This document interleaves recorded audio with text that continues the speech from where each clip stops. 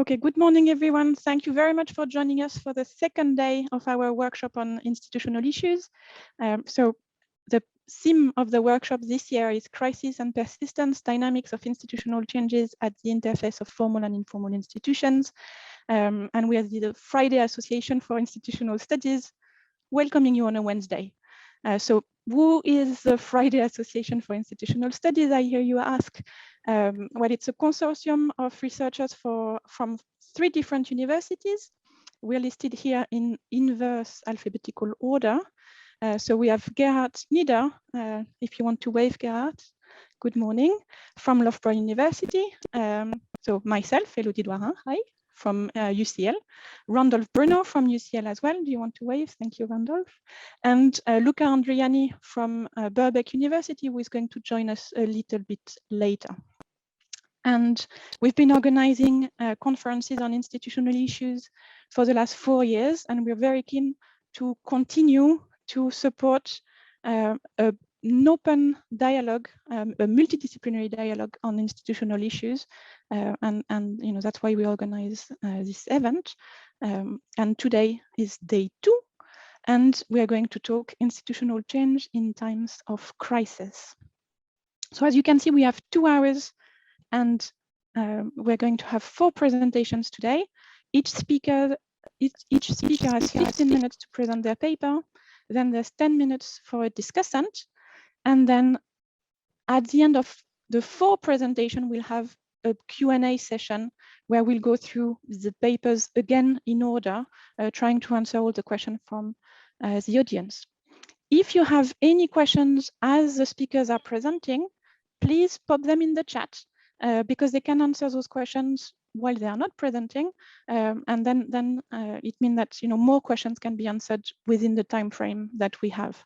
I'm going to be very strict with time management today, and I'll give a 1-minute notice to speakers before the end of their time, and I will ask them to really finish as much on time as possible. So I'm going to stop sharing now, and Tom, if you're ready to start your presentation. So Tom is going to present a co-authored paper with Michael Veliciotis, sorry for my pronunciation, on the global economic crisis and its impact on trade unions. Tom, the floor is yours. Thank you very much, Elodie. Can you hear me? Perfect. Can you see my presentation? Yes. Fantastic. So this is a paper about how the global economic crisis affected trust in trade unions in the post-communist countries. It's with my co-author, Michael Veliciotis from the University of Southampton. So as a usual plan, I'll start by motivation, context, a bit about conceptual channels. Why do we expect the crisis to affect trust in unions, data variables, empirical strategy, results, and conclusion. So I'll want to start as a general motivation, so I hope you can see this picture. Sorry about the scale, I didn't have enough time to talk properly with Stata. So, but what we can see here is the union density, so trade union membership in Eastern European countries, so that's on the left-hand side. And on the right-hand side, we have got Western European countries and a couple of emerging economies, I think Mexico and Brazil. So what we can see here essentially, so and this is for different time periods, average for different time periods, where the data available, we can see that the fall in trade union membership has been much steeper in Eastern Europe than in those other comparative countries, okay? And if we use the same scale, actually, the same vertical axis, it would be even steeper. So trade union membership has been going down in all parts of the world, but that fall has been very prominent in Eastern Europe. So it went in many countries from more than 60% to less than 20% in a matter of 20-25 years. Okay, so that's one important thing that we have to remember. So why has it fallen? Well, generally trade unions are not trusted in the regions. There's a perception, general perception, they're not effective, they're irrelevant, cannot act autonomously, conservative, cannot mobilize members, they are toothless. So in many cases, in many countries, okay, with a few exceptions, of course. Why is it the case? Well, there's this historical legacy that in communist times, trade unions generally were not independent organizations. There was no collective bargaining. They did things that we don't associate trade unions to be dealing with. They essentially distributed rather important benefits such as childcare, subsidized vacations, apartments, recreations.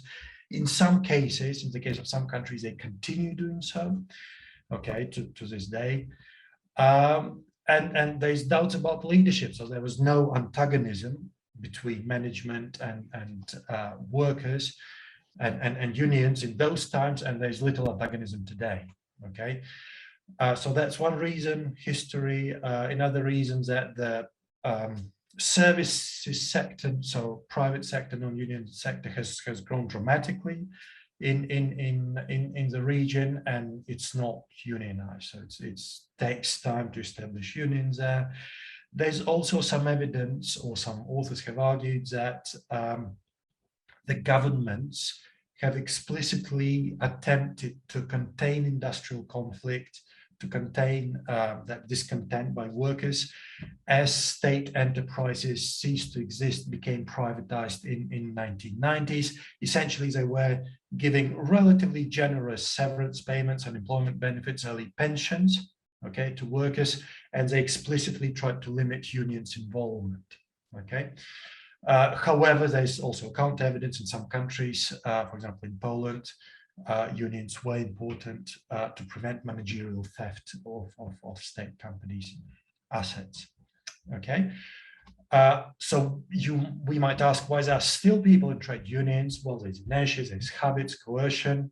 Okay, there's still big public sector in some countries, large industrial enterprises, and historically people have been in unions there, and they remained in unions. Okay. In this slide, I will not spend much time here. I just want to say that they're not uniform. It's a big region with many different countries now at many different stages of social, political, economic development. What I want to say is that unions in most countries went through the stress, adaptation, transformation stages. There are successor unions, so unions who kind of continue to be the same. It was the same organizations as they used to be in communist times, and they just continued, probably slightly changed, and completely new unions that emerged and probably responded to the needs of the new capitalist economy. And different countries have adopted different models, or the models adopted different countries. So it's more neoliberal in the Baltics, in Poland, also to some extent Czech Republic, Hungary, Slovakia, Romania, Bulgaria. Neo-corporatist model, corporatist model in Slovenia, for example, former Yugoslavia probably, where unions historically have been more involved and more meaningful and more relevant, and they continue to be so. Again, Russia, Belarus, Ukraine, probably they continue to function as they functioned before. And then there's the whole mass of Central Asian countries. We don't really know much what happens there. Okay, right. Now we move to the global economic crisis. We have this context where the membership is falling or has fallen in recent years, and we see the reasons why. But then in 2009, so the global economic crisis hit the region. So it started in 7-8. And then it really hit the region in 2009. On this slide, we can see that it hit the region again, not in a uniform way, kind of small open economies. The Baltic states were hit much harder. So here we can see the GDP fall. I don't know if I have told this somewhere, that this is the GDP fall, actually, these figures. We can also look at unemployment figures, and they are similar. And by the way, I thank already Tomek for providing us comments, and he kind of suggested to look at unemployment as well. But we also see a lot of countries where GDP didn't fall, so it grew, but probably to a smaller extent than in other countries. Okay, so we'll use that variation in the intensity of crisis as well. Okay, and at the same time, what we know is that well, trade unions have not been entirely relevant in that part of the world. So there's evidence. We had an earlier paper where we showed that trade unions were able to shield their members from job-related losses, crisis-related job losses, especially in countries that suffered most from the crisis. And we also know that the crisis enabled cooperation between unions and employers, and agreements were reached, for example, on flexible working hours. Trade unions started to be more active in sectors like retail. And there's also evidence that trade unions were able to organize multiple protests and strikes against austerity measures that inevitably followed the crisis. Well, inevitably or not inevitably. So could it be the case that such outbursts of union activity during the times of hardship make people reconsider the importance and the relevance of trade unions? And if trade unions did receive a boost in support, how long did it last? So these are the questions that we ask in this paper. And a few words on why would it be so? Why would we expect the crisis to affect trust or confidence or support in trade unions? Well, first of all, there's general evidence that the trust in institutions has a cyclical component, so it follows GDP per capita. It's high when times are good and low when times are bad. However, this literature does not look at trade unions in particular, so it's interesting kind of to compare if it's different. There's also some historical evidence showing that crises usually lead to corruption, sense of unfairness, and then unions mobilize that workers and societal discontent, and unions do become more prominent and trusted. And there are two kind of considerations which are related to the region. So as I mentioned already, so on the one hand, governments tried to essentially pacify workers, to pay them money when all these state enterprises disappeared. But as the crisis hit, the government funds dried out. Maybe there were also less of these state enterprises left. There were less workers to pacify, and also Maastricht criteria kicked in for those countries that entered the EU. So there was less ability and less willingness to pay these workers, and austerity measures were introduced. So unions saw this as a chance and became more active, and hopefully their visibility and relevance increased. We can also link that increase in support to out-migration. So there was considerable out-migration from 2004, as many of these countries joined the European Union. That resulted in labor shortages, at least in some countries, at least in some sectors. And that probably led to unions, higher bargaining power, and wage increases. And if the crisis resulted in even more immigration, okay, this may have helped unions even further. However, there's also counter evidence to that virtuous link between immigration and trade unions. So a bit of conceptual channels. And now we move to the empirical part. So how do we test those hypotheses? We use the Life in Transition survey. Probably many people have heard of it or even worked on it. The three waves which are currently available, 2006, 2010, and 2016. It was administered by the World Bank and the European Bank for Reconstruction and Development. It includes virtually all post-communist countries except Turkmenistan.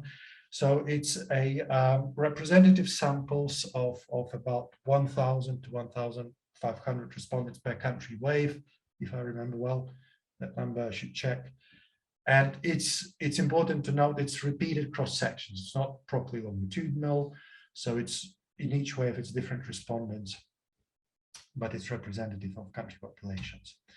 So the good thing is that all these three waves contains either identical or very similar questions that we can use across in our analysis. So for example, trust in trade unions. To what extent do you trust trade unions? So from complete distrust to complete trust, that we code 1 to 5.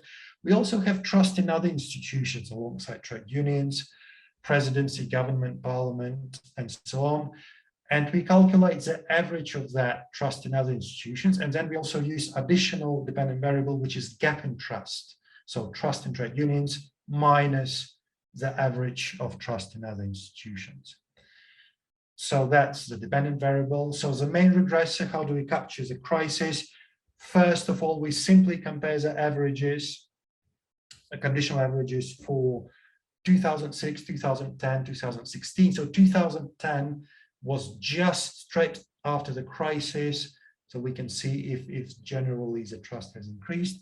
Then we can multiply these year or wave dummies with the GDP growth in 2009, with the intensity of the crisis, to see if the trust increased more in countries which suffered more, which were hit to a great extent by the crisis. And then very interestingly, for 2010, for that wave 2 of the survey, people were asked explicitly about how they were affected by the crisis. So there was one question about subjective evaluation. To what extent did was your household affected, a lot or not a lot? And then specific ways. If you were affected, in what ways? Did you lose a job? Were your wages reduced? So Tom, just a warning, you have 2 minutes left. Oh my goodness, yeah, okay. Right, control variables, individual level, a lot of job-related control. So we look only at people who are working or were working in the last 12 months. And then we've got country level controls as well, given that it's 3 kind of years, we can include those as well. Okay, so these are the equations, probably no need to spend time here. Okay, the main results. So that first column, okay, shows that the trust in trade unions relative to 2006 increased in 2010 and also in 2016. Okay, although we see the coefficient is lower for 2016, then we try to see if there's a difference. We only look at in column 2 and 3, we only look at the difference between 10 and 16. We don't see much difference. Okay, and then we also see so columns 4 and 5, where we look at the gap in trade unions, and we don't get much significance here, meaning that probably the trust in other institutions moved in similar way. Although if we now take into account the recession intensity, where we interact the year with GDP growth in 2009, again, we see the coefficients for 10 and 16 positive significant, and then very interestingly, we see the interaction term between year 2010 and GDP growth 2009 negative and very significant. So that means that, so given that countries which were affected most by crisis will have negative values, so that becomes even more positive. So trust increased even more in countries that were hit harder by the crisis. So remember, it's the Baltic states, Ukraine, Armenia, these small economies. These countries in particular received a boost. And we also have a negative gap in trust. So I'm not sure I'll be able to, but this means that, again, that in those countries that were hit hardest, there was a bigger divergence between trust in unions, which remained high, and then trust in other institutions, which went down. Okay, and then in the last results slide, we can see, so that's only for 2010, and we can see the effects of crisis on, specific effects of crisis on households. Essentially, those people who say that their households were affected by crisis, they report lower, not high, lower trust in trade unions. Okay, and especially it's the people who say that who experienced wage reduction, so they report lower trust in trade unions. Okay. So Tom, I'm sorry, but I'm going to need to ask you to. Yeah. So conclusion is that trust increased in 2010, also in 2016, across the board, across all these 29 countries, which is a very big region. So trust in unions increased more in countries that experienced a greater GDP fall in 2009. We also see that trust increased not only in absolute terms, but also in relative terms, relative to other institutions, especially in countries that were hit most by crisis. Interesting results that people who were actually hit by crisis reported lower trust than people who were not hit by crisis. It's not longitudinal, it's just for 1 year. We can't say if there's some time dimension here. So overall, we think that the global economic crisis has provided trade unions in the region a supportive and probably necessary boost. Thank you so much. Well, thank you so much, Tom, for a super interesting presentation. So now just to repeat again on how we are going to structure this. So Tomek is going to give you some comment on the paper. Any questions from the audience, please pop them in the chat. And after Tomek's comment, we'll move on to the second paper because the Q&A is at the end. So Tomek, your go. I found the paper and the research question very interesting because the labor is a critical dimension, and as we know from EBRD, it was at least initially it was a little bit neglected. It didn't go into the labor market, is not part of the transition indicators, and clearly trade unions is an important organization between the society and the high level of government policies and so on. There's also a very interesting question, which is more, you'll find more in the paper, but Tom didn't have that much time to talk about, which is this ambiguous impact of the crisis. Because from one point of view, when the crisis is stronger, that means people turn against all institutional order, including the trade unions.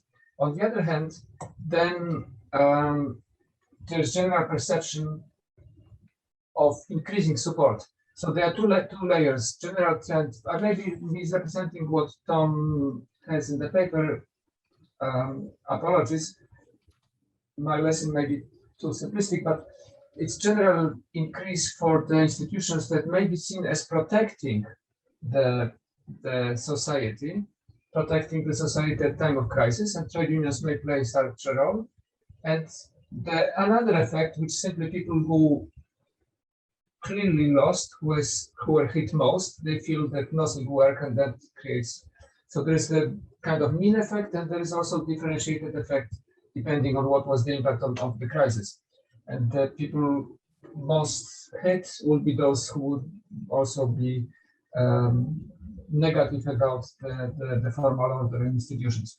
Okay, so I have 3 comments, and they are actually not necessarily what I might send in a text to Tom earlier, because I was listening to the presentation.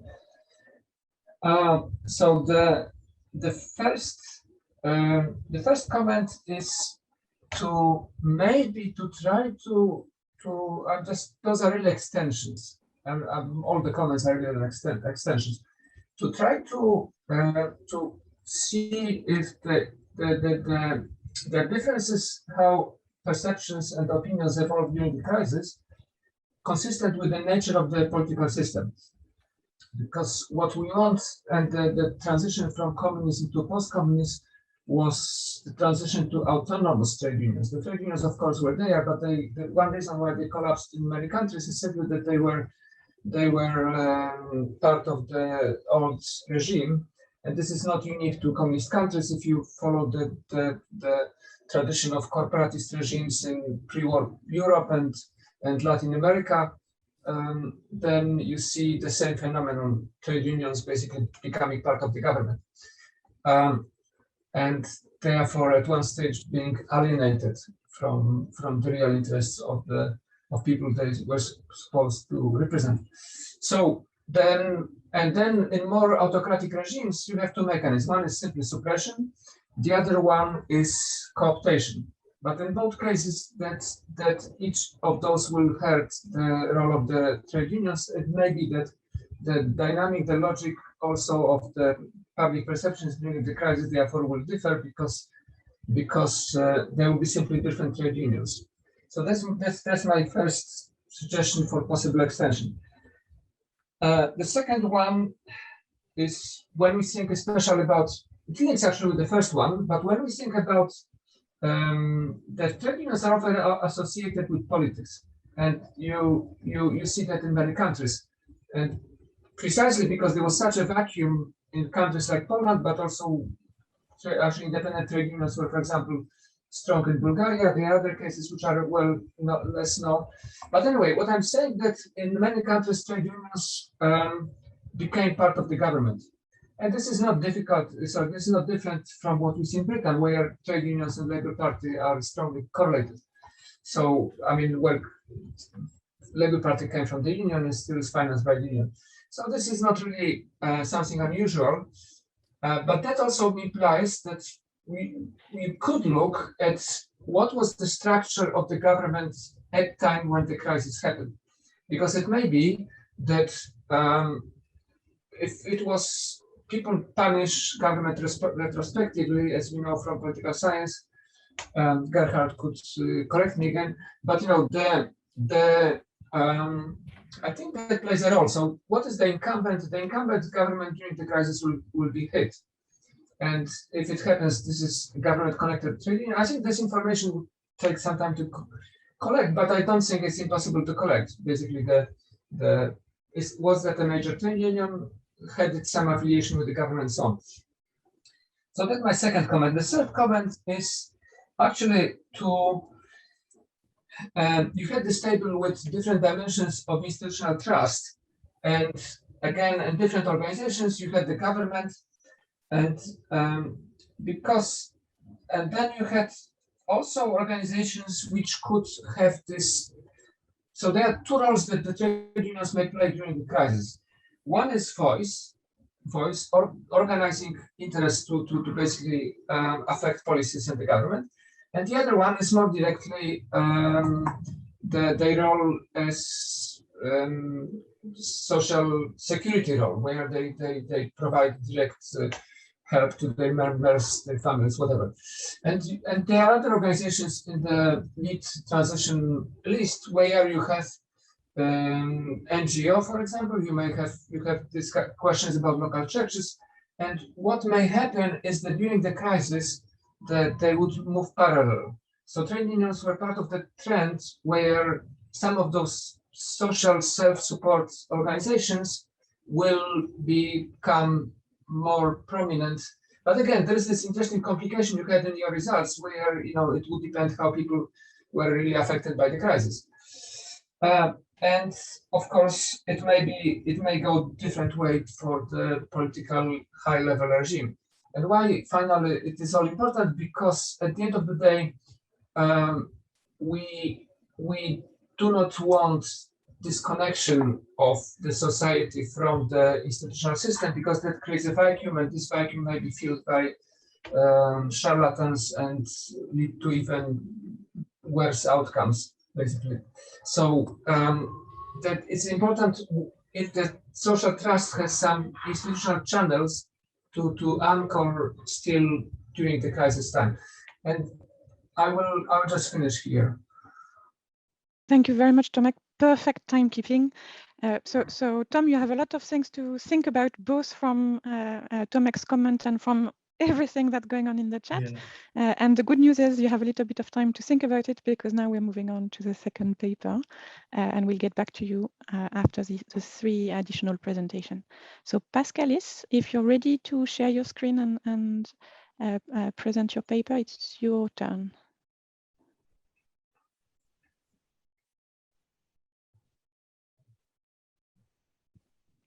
Thank you.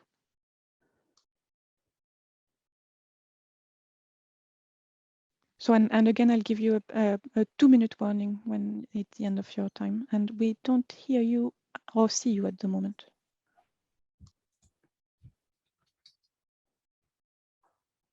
The mic is muted. Right. Sorry, so the mic is muted and the camera is off. But now I suppose you can see me, you can hear me perfectly well, and you can see my presentation as well. Well, hello everybody, and it's a great pleasure to be here. This is a work that is being done with George Papagiannis. It is a wider project that explores commons in local communities, and we, in the specific work and the specific paper, will try to explore the role of the community and informal institution in the implementation of reforms in times of crisis. A little bit about the background and the motivation.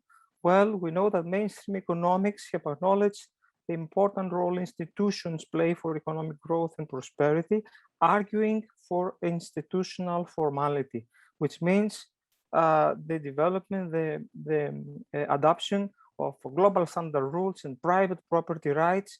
This means rights that are clearly defined and legally protected and enforced. While the EU reformation of such institutions may be relatively easy, credible implementation, in fact, implementation of these institutions might be quite difficult or quite not as simple as it is claimed. Because this formal institution needs to be embedded, needs to be embraced in the culture and the behavior of the people. Other ways, as Professor Hodgson says, there are empty declarations, there are meaningless institutions.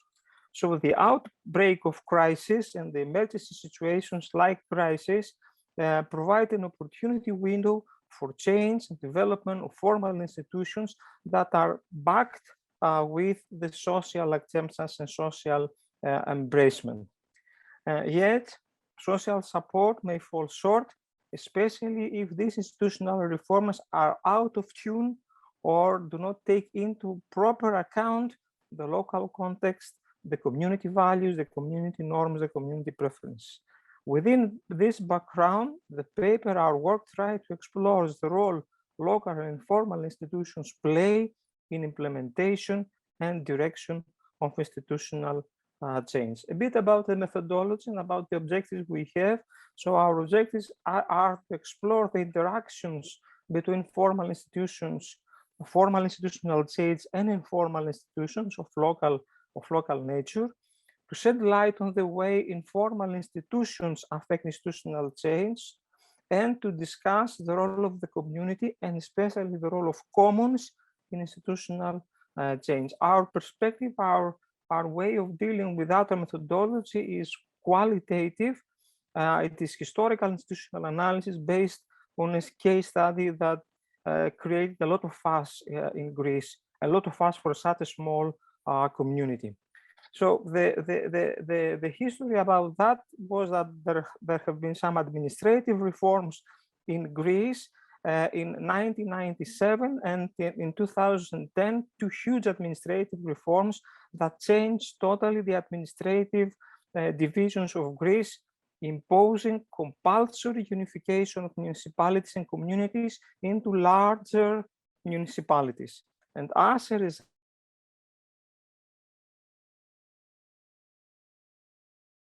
administrative financial autonomy and certain responsibilities, and one of those is the water management that I was talked about, was transferred to the unified municipality. So the case study we explore is a small community, as I'm going to say, but created a lot of fuss in Greece and at the national level. The community of Staiades, which is a small village, and the way that it manages or still manages the water resource. The data we were gathered were mainly primary information collected through participant observation, semi-structured interviews with actors, with all the actors, and an online questionnaire we did in the time of the COVID period, an online questionnaire with the inhabitants of the Volos municipality, of the wider Volos municipality, and of course secondary data apart from the press, the social media, and so. But here I want to present just a few of this data and the analysis that we did. First of all, the Greek public administration and its reforms. The concept of public administration refers to the care and management of public affairs in providing services to the community. and then translation of policies into the reality that citizens experience, see in everyday life. Well, the literature has long documented the dysfunctionalities of the Greek public administration, a public administration system, a public administrative tradition that is hierarchical, it is centralist with emphasis on procedural regulation instead of change, instead of innovation. There have been quite a few initiatives since the beginning of the Greek state actually for reform, and the administrative reforms fail to keep pace with the needs and the requirements of the Greek economy and society. So the literature characterizes the Greek public administration as a low reform capacity system. The 2009 sovereign debt crisis in Greece provided an opportunity for another reform, for a major reform, opportunity window for a major reform, a structural reform, overcoming the domestic opposition, which is usually high in these areas. Reforms were driven mainly by the European Troika and the preconditions the European Troika put in Greece for providing, providing loans to the Greek state. And the logic was transplanting these global standard rules and recipes. Administrative reforms were taking place at various fronts, at various levels: financial management, in performance, in audit, in personnel. But here we're going to focus in a very specific area of organizational reform, the management of the water resource. Well, the case of Staiates, as I told you, it's a very small community of only 100 about residents, inhabitants, at the center of Greece, next to Volos municipality, next to our university. But the whole fuss that was created was being discussed in the national parliament. It was made a lot of noise in the national press about the situation, and still actually is a lot of discussion about the case. Staiates village is one of the 4 villages of the suburban area of Portaria, which is part of the Volos extended municipality area. And the specific case about Staiates is that the inhabitants have a special bond, an affective, cognitive, and behavioral bond of attachment and dependence with their water supply, their water management, with the spring called Kria Vrisi, which supposedly provides a fantastic quality water to the inhabitants, and this takes place for 350 years now. So the spring gives water to people, and the spring is managed by the people over the last 350 years as a commons by the community. What is the commons? Just a few things. A commons is a collective organizational structure, an institution in a sense, through which a community of people, of participants, self-manages their common resources. It is a different logic, a different system of management that is beyond market and state, where people self-organize and self-manage their own resources, and this enables, this organization enables actually to bypass some of the dysfunctionalities of the market, and the state enables the community to preserve the common goods and enhance also the social capital of the community. So the community is formed on the basis of some kind of membership, a commitment to serve values, interests, and purposes, alongside collectively defined, usually informed arrangements, rules, and rights. And the institution of commons is comprised of 3 elements, of 3 bits.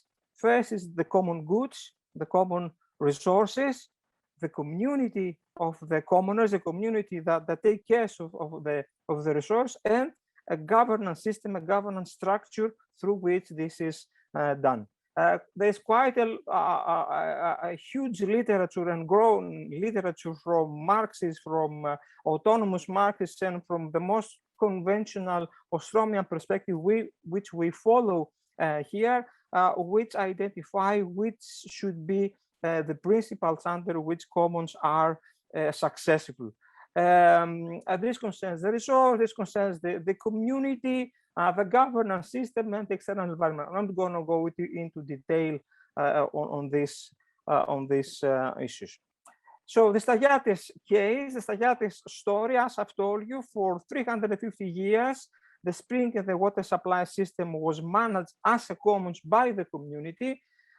In 2009, with the first administrative reform, the Portaria municipal authorities tried to privatize the water, part of the water, and the community was fought against that, and finally this was not passed, didn't succeed to take place.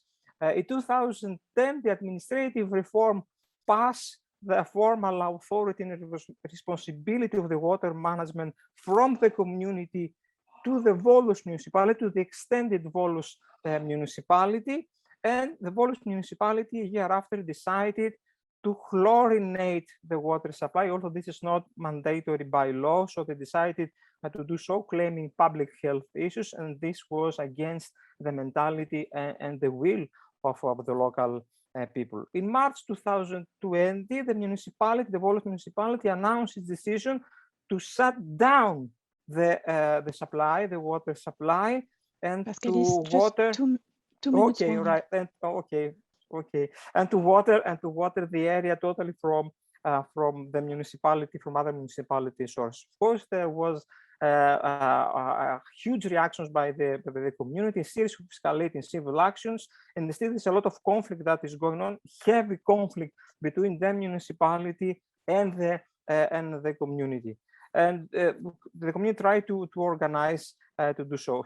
Here is a bit the time frame, the two reforms that took place, and how the property rights and the authority pass from the community to larger municipality and finally to Volos municipality, having no official formal rights to the community to administer and to manage the resource. However, the communities, I've told you, have organized itself through various forms informally and created and operated an informal institution that currently manages collectively the water resource, again in confrontation, in heavy confrontation with the municipality.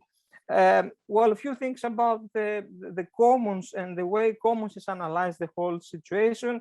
The resource again is the Kriavris, equally shared by the people. The focal situation is how they manage to develop these informal institutions to regain and regain control of their common resources. Of course, the actors are the local residents, small community, high trust, high social capital, very active, politically engaged, with a huge experience on doing these things. And on the other side, the municipal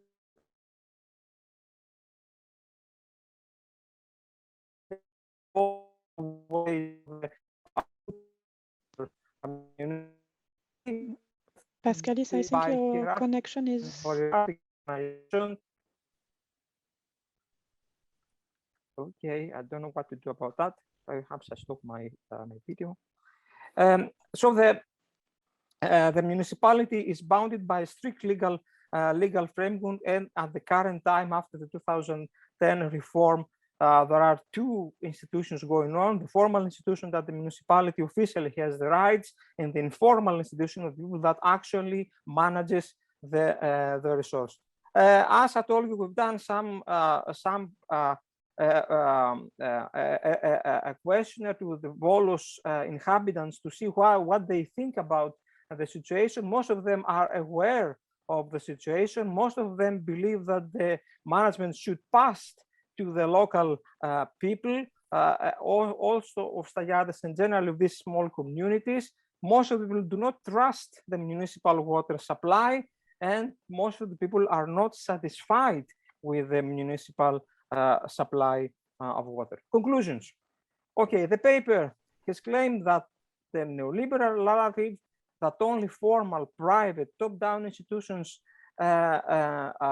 is questionable, stressing the need to unpack informal structures, institutional structures, by looking into arrangements that are functional, informal, collective, and endogenous. In order institutional reforms to be socially credible, policymakers should take seriously into account the prevailing local institutions and context, leaving space for both statutory flexibility and administrative discretion.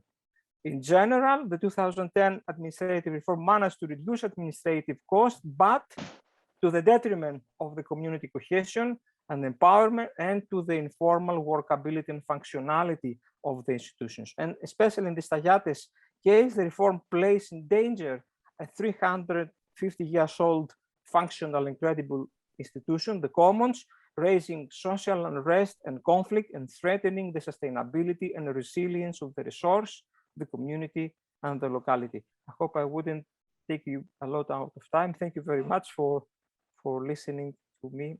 I'll be open for questions and discussion.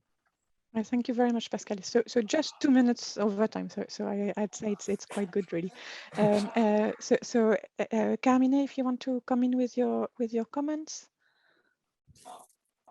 Okay, so Giacomo is going to discuss the paper because I was supposed to be still teaching, but you have been. I'm sorry. Early. Okay, so Carmine, so Giacomo is going to take my place. Okay, so can you hear me?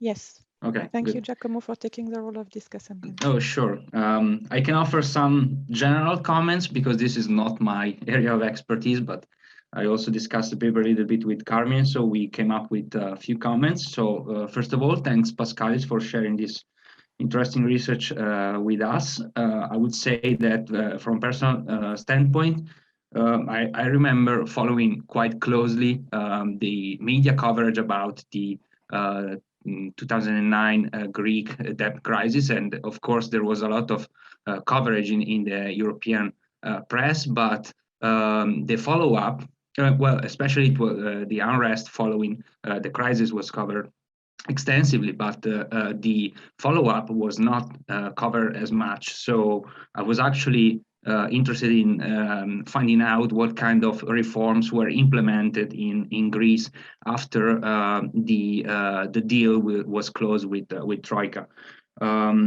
Also, it is interesting to see that in Greece there is a trend towards more centralization of local matters, which is in contrast with what is happening in other areas of the world. For example, in developing countries, especially to deal with increasingly erratic climate, there is a tendency towards more decentralization in the management of common resources at local level. A main example come to mind, India, for example, is there is a process towards decentralization of decision-making about the public goods at local level in rural areas. So civic society is being co-opted increasingly more and more by institutions, and management of public goods is being decided in accordance with local communities. So this is something which is in stark contrast with the case of Greece. So it was interesting to see. But the main question is, I feel that the main question that is probably not quite clearly focused in the paper is that what are the conditions that drive the shift from informal property rights to formal property rights, and this is a core question that should be addressed, because the problem here is that what is the common good that you are discussing in the paper? So if the common good is for people to have clean water, is it really better to have decentralized management of water facilities, or is it better to have centralized management? So it is not entirely clear to me what is the quality of the water that the source carries. So did the municipality put the chlorinization system because the quality of water is not enough good? So I mean, but there should be a threshold, right? There should be some kind of observable measure for assessing whether the water is actually good quality or not. So that I think it should be addressed in a more convincing way, because the problem here is that if the quality of water is not high enough, I feel that the better way would be to have a centralized management of the facility, because for the municipality it's probably less costly to adopt a sanitization system than it is for every citizen to sanitize his own water. So this is something that should be clarified. And my last point is that, yes, we are all familiar with the Ostrom scholarship, but one main problem that economists have with the Ostrom scholarship is that it's quite difficult to derive straight policy ramifications from it.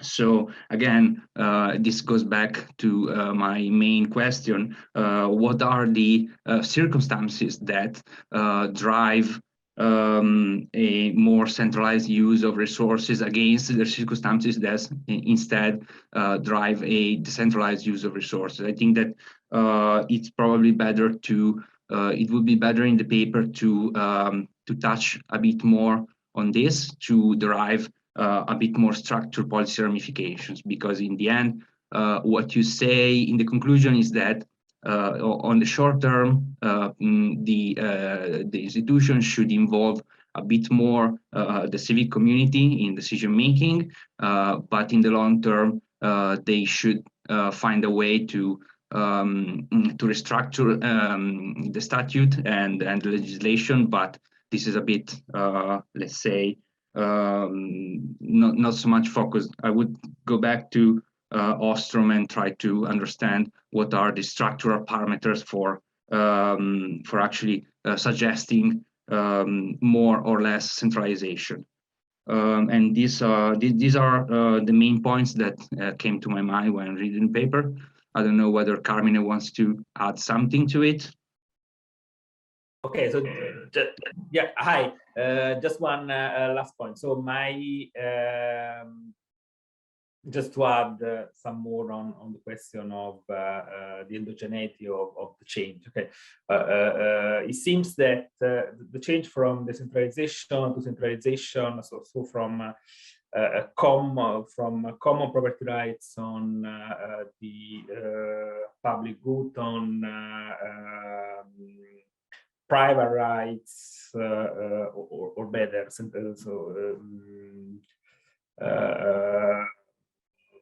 take over by the government and taxation instead of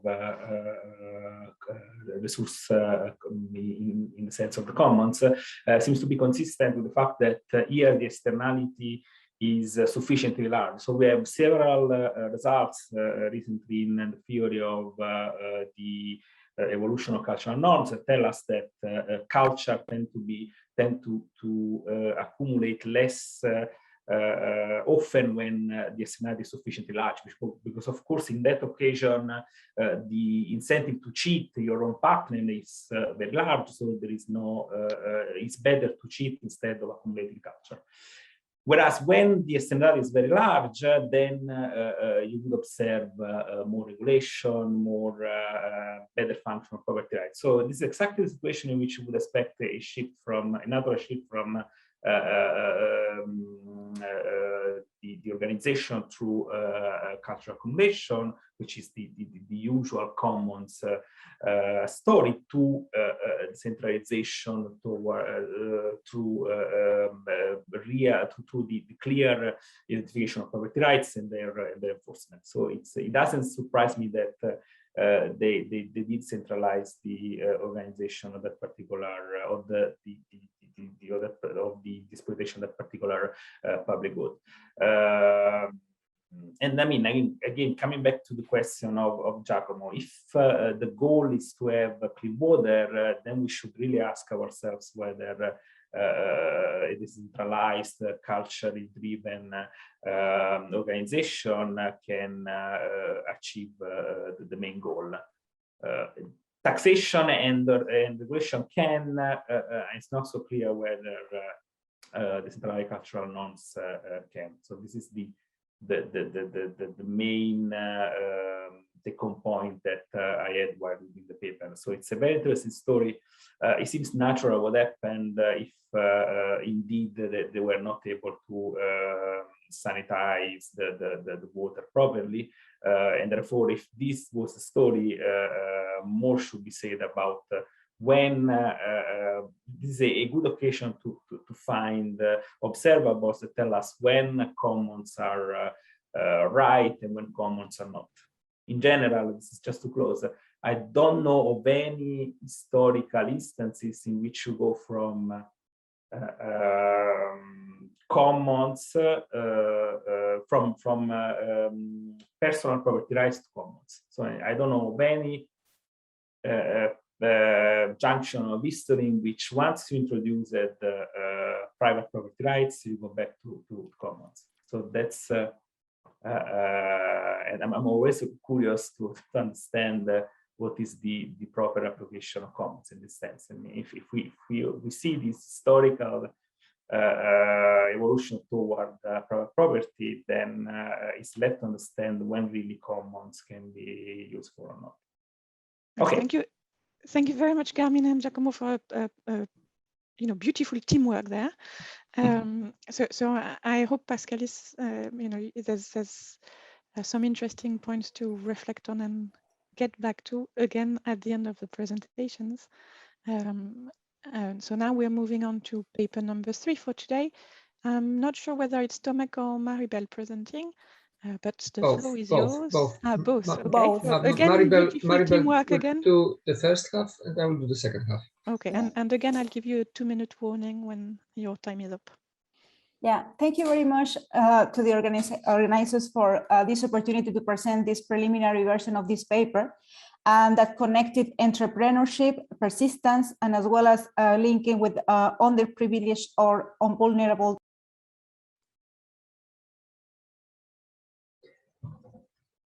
We lost you, Maribel. All right, that's sorry. And as well as with the pandemic. So at the beginning of the pandemic, Thomas and I are very close related with the Global Entrepreneurship Monitor. So this project is collecting information about the entrepreneurial activity around the world. And based on this involvement, at the beginning of the year, we started to discuss it, well, not the year, the last year, we are starting to discussing the connection between the entrepreneurship and crisis. So we are starting to look at in the literature, and we observe different patterns.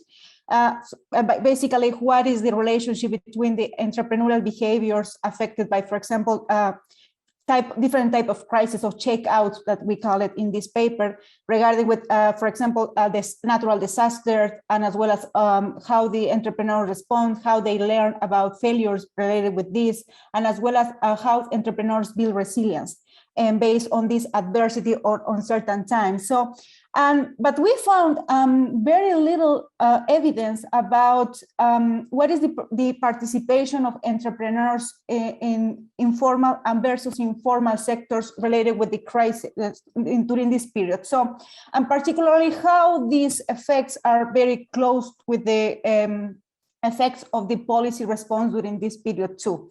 So, and based on this, the preliminary objective of this paper was try to theorize how these checkouts, in this case, the COVID-19 pandemic, reshapes the entrepreneurial behaviors. And the initial intuition of this discussion was considering that obviously the most disadvantaged social and economic people could be more engaged in entrepreneurship, but also could be more engaged in informal sectors, and how these informal sectors could play like a like a net role in this marginal position, as well as it related with the labor markets. And obviously, we are particularly interested in how the effective economic policies to respond to this, in this case, the COVID-19, were linked or associated with a strong positive effect in the entry of formal sector or not. So in this case, we started to look at in the institutional conditions or context, and obviously we follow the main basis from institutions that are the rules of the game based on the North definitions about formal and informal institutions. And also we observe how these formal or informal institutions are related with the informal entry of different people into the system. So we observe two interesting patterns. One is like obviously the unfavorable micro conditions are very strong with the entry to informality, and as well as the weakness or imperfection of these regulatory frameworks. And in particular, we pay attention in the Latin American context because this paper is focused on the Chilean context. And based on this, we observe that there are several studies that mention how disadvantaged position of different groups, for example, based on ethnicity, in education, in gender, and as well as other characteristics are more strong to entry to informal entrepreneurship based on the perception of these people, and as well as how the efficiency of the social norms could be strongly related with the competition between or decision to enter into informal and informal business. So, and also we also pay attention in the in the shakeout events. And based on this, we first understand what for us shakeouts means. In this case, is an extreme, unexpected, unpredictable event that happens that produce certain kind of uncertainty, and the organization need to respond quickly to these kind of events.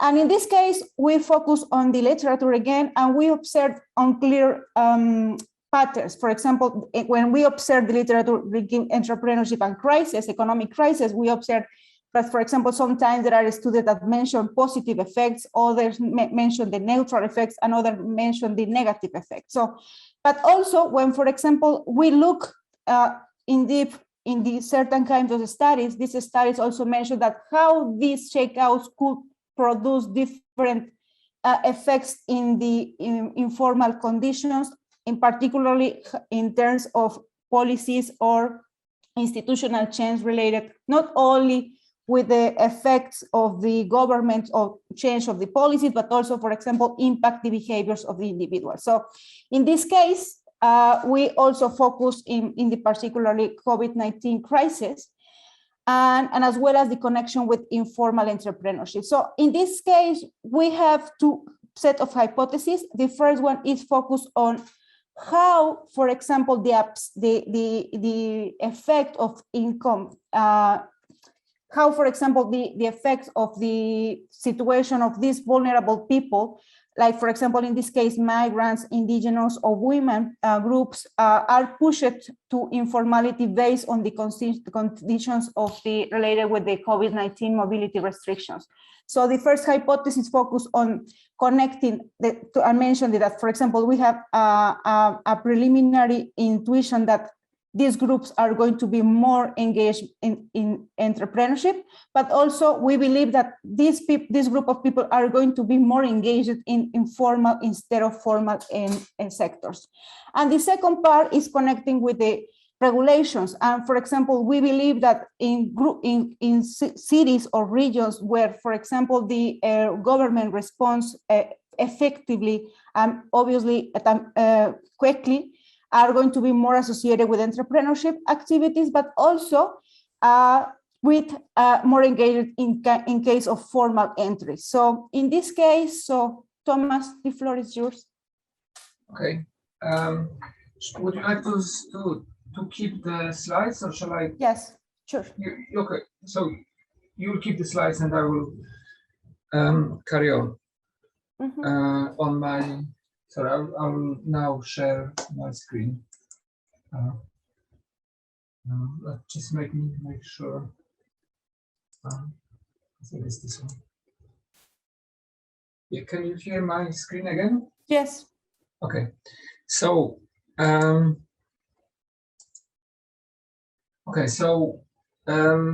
think this is where Maribel finished.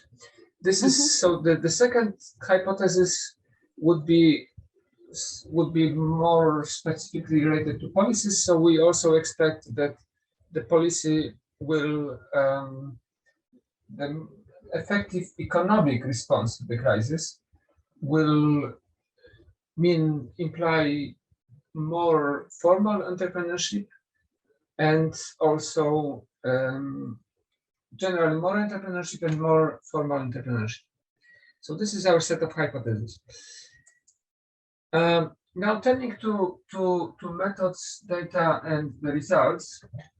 So basically, we were lucky, and this is Maribel will not say it, but I can say it, that Maribel is in charge of the GEM project in Chile, and this is from my experience, long experience now with GEM data, is one of the best data sets, country data sets that you can find. It's really of very high quality. So the sample which is collected is much larger than in most other countries. So we took the data we took into account is the 2019-2020. So it's actually what I discovered when I was reading Tom paper is actually quite similar design, because we are comparing the year before crisis and the year during the crisis. But also what we did, we merged this sample with city level and regional data, and what we were interested was the data on indigenous population. We had data from the census, which was 2017, shortly before the crisis, of the share of the indigenous population at quite low level at the city level. And the other thing we have is we have daily dated information on COVID cases as well. Basically, we run two types of models. One is a logic model where there's a standard variable which measures entrepreneurship from GEM, and then the other engagement in nascent startup activity, and the other variable splits this dependent into two. So you have either formal engagement, informal engagement. And what is typical to Chile, but also typical to the whole Latin America, is that the informal sector is massive. There is actually, when you do it by population, not by registered firms, which is a small subsample, you see that actually most startups will be informal startups. So we're not talking about the margin, we're actually talking about probably most of businesses when they are started. So here is, I can come back, it's not too much extent for us because we can come back to it in discussion if needed, but there is a standard number of variables that are typically included in such models. There is already the convention of what should be included, but also some interesting variables which are specific to Chilean survey, being born abroad, being born in Venezuela, which is the real migration crisis in Chile because they are escaping from Venezuela if they can, and this is the largest. So we have the Venezuela effect on top of the migration effect. And again, the question about informal sector and so on. So we also have controls on the aggregate level, like, for example, population density. Because one thing we realized quite early on is that if you don't control for density, you get some quite dodgy result on COVID, because the pandemic simply correlates with density, and then density correlates positively with entrepreneurship. So we have some of that as well. And then basically I have a few slides with the results, and then we got actually mixed support for the hypothesis one. So, and then this is actually something interesting, because what those results realize us to see is that you have two different phenomena. One is that basically the informal sector is an escape route, and entrepreneurship more generally is an escape route for underprivileged to stay attached to the labor market.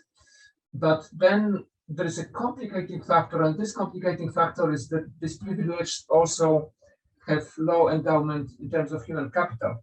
So actually, you can see that quite clearly in the results, that you have those two conflicting influences. One is that so the push effect of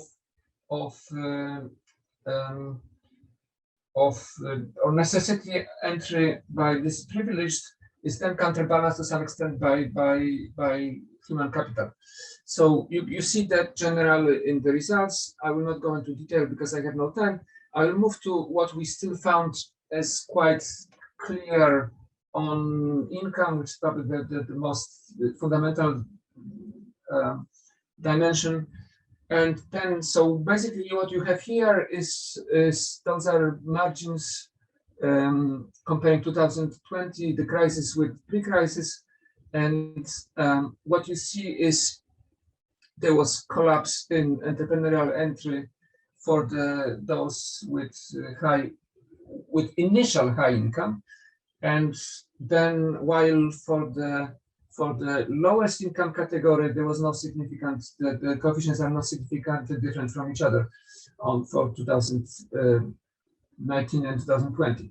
So this is, so when we talk about more entry from these privileged groups, what we really are talking about is relative terms. So the entry, because you have those two effects, general suppression of entrepreneurial activity because the opportunities are disappearing, but then the composition effects with so relatively speaking, it's not that there is a surge in entrepreneurship by this privilege, it's more than they maintain similar level of entrepreneurship unlike everybody else. And this is what this figure illustrates. So there is less, there is more ambiguous effect for the choosing an informal sector, and then, for example, on the upper panel you have male versus females, and then again there was a drop in formal entry by females, but there was relatively in relative terms again, but there was no such a drop in for informal entry. And then Tomek, sorry, 1 minute warning because I okay, forgot no to problem. I think I am close. Then you have the policy effects. The policy effects are effectively confirmed. The government policy sustains entry and formal entry in particular. And then I will spend the last minute on conclusions. So basically what we think we see is that informal entry is an important social buffer for a disadvantaged, and they can fall back on it during the crisis. We have the effect of the government intervention if it is effective, and we measure effective by local perceptions. Which we averaged on the higher level to avoid reverse causality. And then basically, so the other thing is, I didn't have so much time to talk, it was hidden in one of those slides before, is the effect of indigenous population. So this is actually an interesting question in itself, because what we think is going on is those are the groups that are on the fringe of the states. There is a long history of this of lack of trust. There was genocide in 19th century against the indigenous population and so on. And this is a long tradition of distrust, but they maintain quite a strong local capital.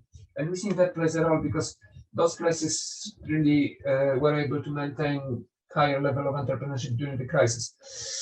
So the solution is to simply find some policies that can preserve this aspect of self-organization and solidarity that often is characterizing disadvantaged groups, but on the other hand, simply encourage them to follow the formal route by building institutional trust and by simply so that the state plays an enabling role, because formal entry is important because it typically will associate with scale up and more efficient performance outcomes. So this is where I think we'll finish. Thank you very much, Tomek.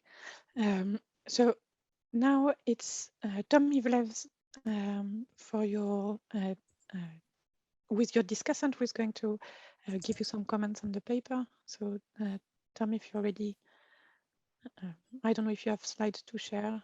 Yeah, so let me find them.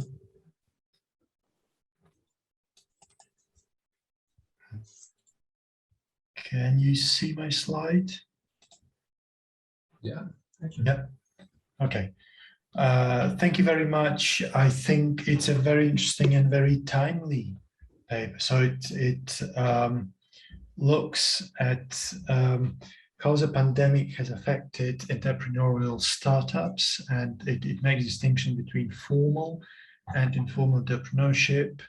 So the context is Chile, and we've got now this COVID pandemic. So the data come from large household survey in Chile comparing entrepreneurial startups in 2019, 2020. So we can see what was the situation before the pandemic and during the pandemic. Okay, and a big focus is on the disadvantaged population, so which is captured by income, gender, minority status, migration status, which is again very nice. So I'll just have a few comments. I think general ideas is fantastic, and as I said, timeliness is great.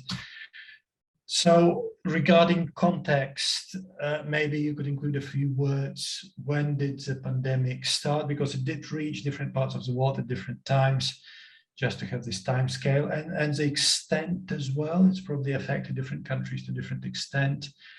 What measures were undertaken by the government, first of all, to kind of contain the pandemic, but also to help particular groups, including entrepreneurs or self-employed, or the people who are not formally employed. Was there any particular help available to them, and how much? And also, I think I didn't see anywhere in the paper anything about the sectors in which entrepreneurial activity was taking place before the pandemic, and especially during the pandemic. So that would be very interesting. I presume you have that information. Then when you talk about data, it's probably, I understand it's not longitudinal in the sense that it's not the same people, it's different people, but you could kind of explicitly mention it early on. Then, so your main focus is on entrepreneurial startups, as far as I understand, although you have information about owning a business in the recent past, I suppose, and having discontinued the business in the recent past. So you provide, my next comment on estimation, so you focus on startups because this would deal with endogeneity problem with respect to income and the fact of being disadvantaged. But why not also looking at having discontinued the business as a dependent variable, or owning a business? So, I mean, these are included as controls as far as I understand in the regressions, but it's probably would be interesting to look at them on their own right. So then again, I think you could explain a bit better. I kind of understand why this focus on startups would deal with simultaneity, because people who start businesses, well, they don't yet get income from that business, okay? But you probably could explain it a bit better, because probably many of them who started already had businesses before, and they could have high incomes. You could also write down estimation equation. I think that's would help. And then we move to the interpretation of results. So one interesting and almost remarkable thing I noticed from the first table at the very top was that entrepreneurial activity as such, startup activity, hasn't changed in 2020 relative to 2019. So the coefficient of 2020 is insignificant, which I think by itself is very, very interesting. Again, it's regressions. There are other things, maybe the fact that it decreased by the more wealthy people, it would change it, but you could kind of provide rough averages first and see, and then interpretation of results. So we have, was it logits and multinomial logits or probits? I don't know. But then we have all these indicators, how we describe the results. So you talk in terms of odds ratios, relative risk ratios, margin effects, multiplication-based margin effects, predictive margins, which is predicted probability, that useful pictures. I mean, they're all fine by themselves, but I think if possible, I understand things in terms of marginal effects. It's very difficult for me to understand things in terms of odds ratios, for instance. Okay, some people probably understand things better in terms of odds ratios, but I would just choose one measure if possible, rather than, because there's quite a bit of mixing up, especially also the different of these indicators have different significance levels for the same variable, which we know does happen, can have implications by itself, and yeah. So the inclusion of 2020 direction term, which indeed, yeah, I would do the same, but then it's too many reference groups, and again, it's easy to get confused. Okay, so I think you should maybe writing down the equation and kind of properly looking at the equation would help. So I was a bit nervous there. When you have these two columns with results, one for 2019 and the other one's interaction terms, and I think you have reference groups on both sides. Kind of, if you look at the income groups, for example, and yeah. So, and then the main finding, again, Tomek started, kind of tried to explain it. So what is the main message? Has this entrepreneurial activity by the underprivileged increase in relative terms to the privileged, or has it stayed the same? Okay, so again, this graph that you showed also in the presentation at the end.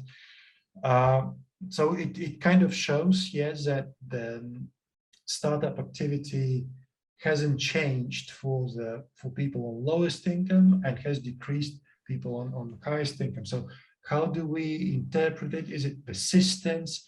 Is it increase? Is it decrease? I kind of found that there were several messages, and some of them, like this last quote, was a bit almost confusing. So those with low income became far more likely to engage in entrepreneurship in 2020 compared to higher income groups based on particular effects of those ratios presented on the right-hand side term, which should be understood relative to comparative group. So there's quite a few things going on. Maybe my brain after the pandemic is not working as quickly, but I think you should decide first, what's the main message? Has it increased or has it stayed the same?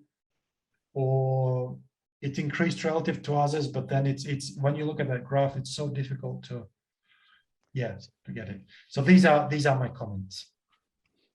So perfect, Tom. I was going to say you have 1 minute left, but you beat me to it. Yeah. Perfect. Thanks again for very thoughtful comment. I think Tomek and Maribel will be able to think through those a little bit while we listen to the last presentation today, which is by Giacomo Benatti and Carmine. Is it going to be teamwork presentation again, or is one of you taking the presentation?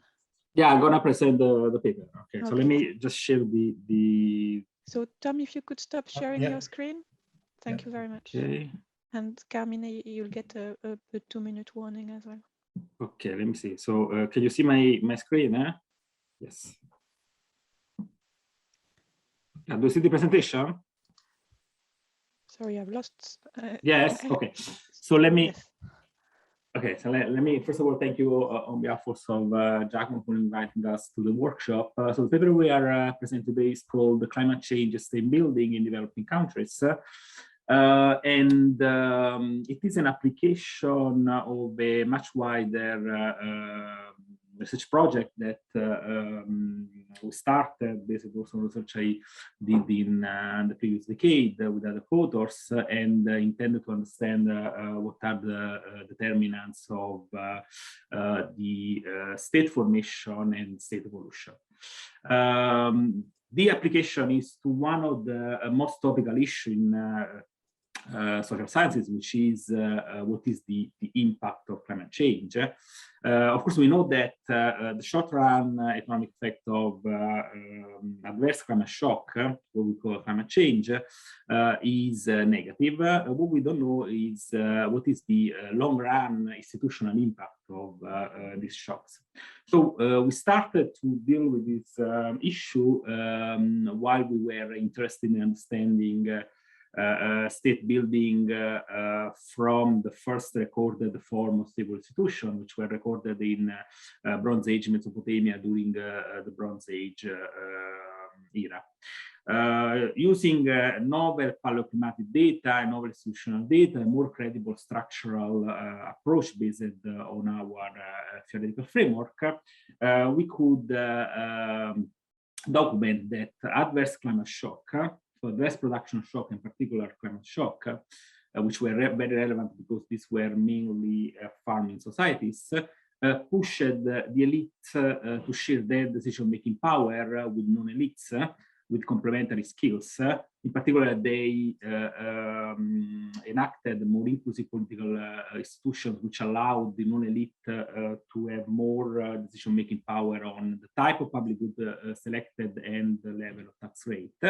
To convince this non-elite that a sufficient part of the returns on joint investment will be shared via public good provision. So the main determinant of this mechanism, this is a story of time inconsistency. So an elite which is unable to directly incentivize the non-elite with transfers is forced to give up some of her decision-making power to incentivize common investment. Now, this is this mechanism, which builds on a long tradition on time inconsistency theory of state building, starting from North and West and Weingast, and then followed by works by Myers on and Fleck and Dansen, and my own paper by Guerrero. It's very powerful in understanding from which places the state were formed in history for the first time. But of course, also has an important lesson to teach about developing countries. So the first pressing question that arises from this evidence is whether we can use this evidence as this framework to understand state evolution in present-day developing countries. In order to answer this question, which is very topical and very important from the policy point of view, we studied state formation in the world's most agricultural economies in the post-Second World period, and we draw policy conclusions. So what I'm going to do in the manner of the presentation, I'm going to give you some more intuition about the theory, then I'm going to explain you the empirical evidence in 9-10 minutes, and then I'm going to spend 1 minute on policy ramifications. So the theory can be understood easily from just looking at this graph. So we have a world divided in a group of elite members, which have the initial control over resources and decision-making power. So they initially control the level of tax, the level of taxation, and the type of public good that is selected. There are two types of public goods: one preferred by the elite and one preferred by non-elite. Think about, for example, warfare versus sanitation or construction of infrastructure. The two groups are interested in either consuming the private good or public good. The elite cannot incentivize the non-elite with transfers, but can enact a more inclusive political process, such that is the non-elite to select the tax rate and the type of public good. So what is going to happen is that in this graph we have on the horizontal axis the value of the output that is produced only if the non-elite exert an effort, which is costly, and the cost of the effort is gamma. And delta R is the level of the tax rate under institution R, which can be either the inclusive institution, so the more democratic institution, which is the non-elite to select fiscal policies, or the autocracy in which there is the elite to select the fiscal policy. So whenever the value of the non-elite exerting effort is small, there is no way to cooperate. When this value is intermediate, so it's small but not too tiny, the only way to convince the non-elite for the elite is to give up political power. The non-elite is gonna select maximum level of taxation, and is gonna select the public good that he prefers. When instead, finally, the value of the output becomes sufficiently large, the non-elite does not have to give up political power. It's gonna select a own preferred public good, and taxation is gonna decrease with the level of the output. So this is a very simple, very general, very robust model, which tells us two key things about the democratization and in general the evolution of the state. So one thing is that the inclusiveness of political institution is negatively related to the value of the output, and is positively related to the adverse climate shock that decreases the value of the output. So the idea is that when things are wrong, and this is also a lesson for to understand the present day pandemic, when things go wrong, you can have institutional reforms that otherwise are not possible to elicit a cooperation that otherwise would be not possible. And the second test for prediction is that the non-elite utility, of course, rises with inclusion of the political process. So it's larger for low level of production when they actually have a strictly positive or zero utility from production, and it's zero when instead they are left on the individual rationality constraint, because the elite can elicit cooperation even without giving up political power. So we test these two predictions. We follow Ciccone and Ismailov. We focus on a panel of spanning the 1960-2018 period, and including the 38 countries with average agriculture, forestry, and fishing value added over GDP in the top quintile between 1960 and 2020, and for which we can observe all the variable over the maximum same. We need, first of all, a measure of the severity of climate shock. So we use the measure most used in the climatic literature, which is the self-calibrating Palmer Drought Severity Index. So this is a negative measure, an inverse measure of the severity of a drought. So negative value will give you a situation of surface aridity or limited soil moisture, with -10 being an extreme drought. So, and positive value will give you good wet condition. So 10 will be an extremely wet condition. Then we construct a measure of the value of production, which is a crop production index with relative to a value of 100 measured between 2004, 2006, and 2006. And then we measure democracy with the polity 5 constrained executive authority score. And we also define the differences between the value T+2 and T+-1, T+4 and T+-1, and T+9 and T-1. And we redefine all these variables using a data set that only distinguishes between democracy and autocracy, because we are worried that there is a measurement error in the polity 5 continuous constrained executive measure. And we pick a higher utility of the non-elite from public good provision, with the difference between the government expenditure on education and the government expenditure on the military as a percentage of the GDP. Okay, we always control for country and time effect, fixed effects, and we always cluster standard errors. So what are the main results? So the first result in the first column is that production is strongly related. So the main predictor, geographic predictor of production is the severity of droughts in these most agricultural countries. Second, there is a negative relationship between the wet condition and the inclusion of political institutions. So severe droughts, negative value of the self-calibrated Palmer index will induce larger value of democracy. Remember, this is an inverse measure of the severity of droughts. And this effect becomes larger the wider is the span between the observed democracy and the initial shock. Furthermore, the droughts have, so climate change has an impact which is only contemporaneous and not delayed.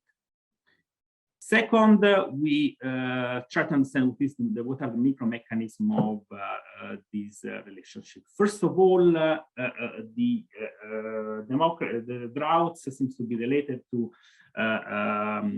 production through public good provision. So it is the shift from the public good provision preferred by the elite to the public good preferred by the non-elite that relates the severity of droughts to democratization.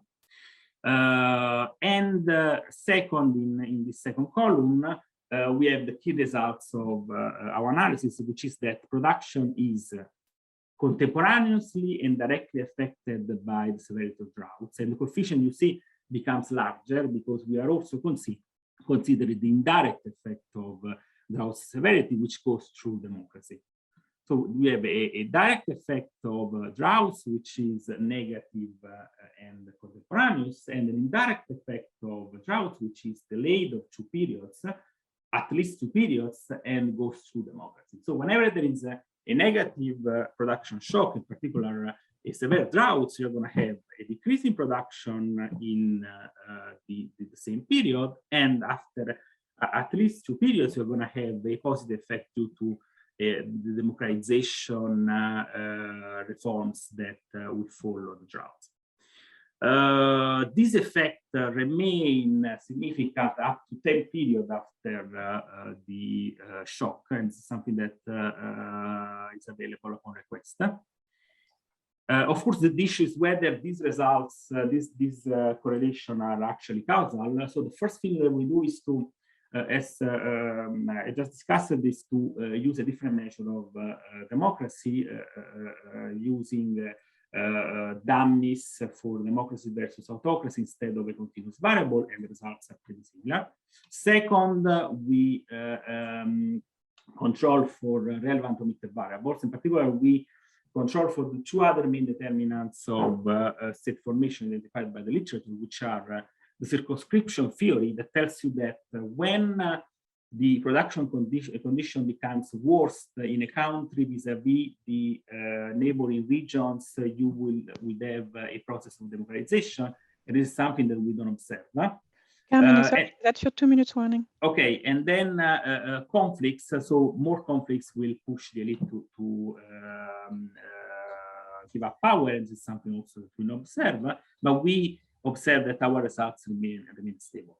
Finally, there might be an issue of reverse causation going from democracy to public good provision. This is something we don't observe because public good are not related to future value of democracy.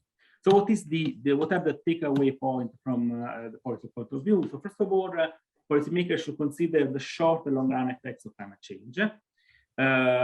So the short run going directly towards production, the long run going towards through the institutional reforms. Second, reforms should be calibrated to the degree of complementarity of the skills of each group.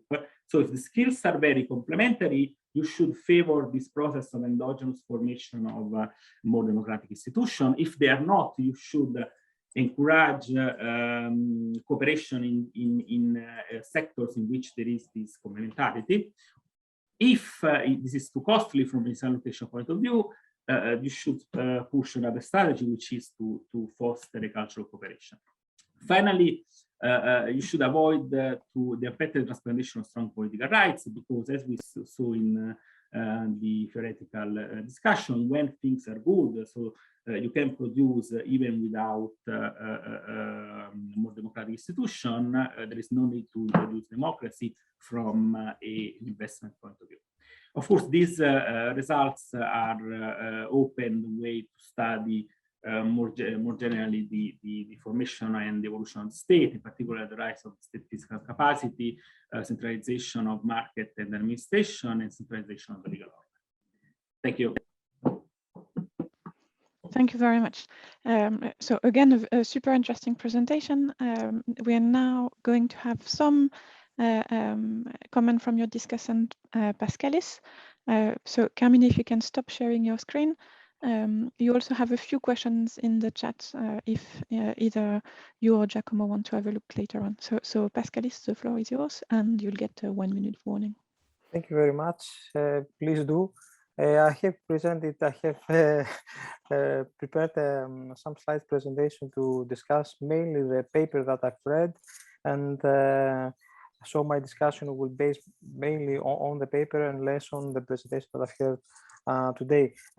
In very interesting work, as has been told, the paper examines whether adverse climate shocks and especially droughts lead to institutional changes, and that means push agricultural countries to adopt more inclusive policies that shift public expenditure from the military to education. It is a quantitative analysis. It uses econometrics, panel data, OLS statistics to examine the hypothesis in a sample of 38 agricultural countries over the period of almost 60 years. I found the paper quite interesting. And to be honest, a nice and neat paper. Actually, it reminds me a lot the argument. Perhaps it's the opposite kind of argument. The argument that put forward by Acemoglu, Johnson, and Robinson, that the existence of rich resources determine the evolution of the institutions, but favoring the elites and hindering economic development. So perhaps it's the other side of the coin here.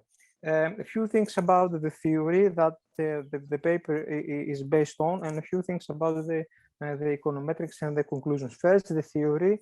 The paper claims to based on the timing consistency theory of state building, which says that adverse climate shocks push elites to grant strong political rights on non-elites, favoring reforms that shift state expenditure from the military to education, exerting a positive but delayed impact on agricultural output. Some assumptions of the theory of the concept here is that the elites have control over institutional design and resources. They hold all technologies, and they lack the credibility to make promises.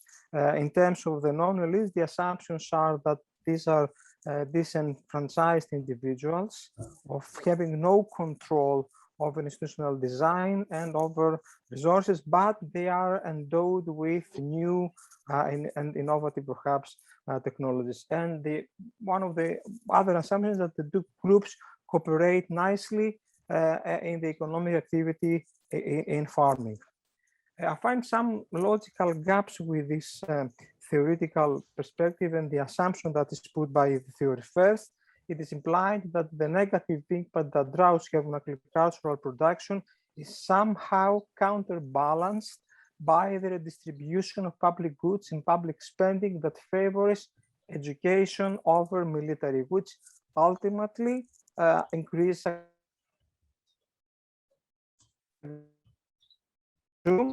education benefits mainly the agriculture, which in plain terms means that farmers become more educated, so more productive, more efficient, more competitive, etc. But I think that education concerns other people too, and people may become doctors, may become lawyers and other professions not related or very distantly related to agricultural production.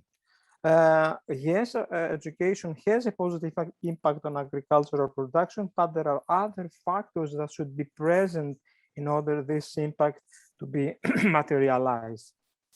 For example, physical capital is also required, and I have in mind the case in Greece that has that has quite high quality human capital that during the crisis period, because of the lack of these other factors, he flight out the country in great numbers. And the second perhaps logical gap that I found in the theory is that it is assumed that the non-elites prefer public spending on education. Yes, could be, but also I'm not sure why they prefer public spending on education or not on other public goods. Defense could be one, health could be another one, public works could be other one, or simply the redistribution of public money for their own benefit. On direct benefits to them, towards non-elites, that would be social benefits, tax deduction, etc. Also, it is a bit questionable why elites prefer spending on military, because this is actually the trade-off that is examined by the variable. It is also questionable why only the non-elites have access to new technologies and not the elites. Actually, I would expect the other way around. The elites would have access to new technologies and new knowledge, given that they have they are better educated usually. They have international experience and exposure. I would prefer the other way instead of this. And also, I think that the argument lacks a political content here. It assumes that the elites willingly bestow political power and privileges to non-elites, and there is no any kind of political tension or political conflict or fight to this happen. So this comes in a somehow natural way, which is hard to imagine in real life. Going back to the econometrics, the model, I think that there are some missing variables here. Apart from the natural conditions that, of course, affect agricultural production, there are other determinants that affect production, that affect democratization, that affect state building. I could think of some of this: the soil quality, the country size, the human capital, the colonial history.